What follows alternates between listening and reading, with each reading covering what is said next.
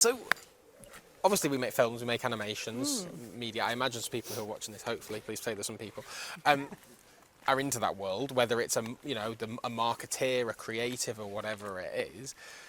How are you seeing that shifting? Morning. How are you seeing that shifting? As in, have you seen a lot more of that use in the last years, and Definitely. where do you see that going?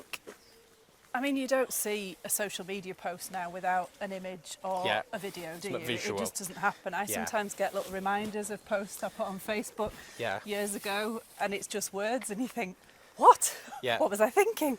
You just don't see it now. That visual side of storytelling is huge. And for us, we've seen it a lot, and it's about bringing stories to life. And yes, you can write a story, and that tells it in a certain way. But I think for some things, just showing people is more important and more powerful. And whether that's, we work with quite a lot of technical businesses so it's, an explainer or an animation, the how-to kind of thing that explains a process, or even in the professional services world, we work a lot in family law. So there's all these there's mediation, there's collaborative law. People don't know how these things work, so it's that kind of thing. And then I think as well, just bringing the human side of a story out.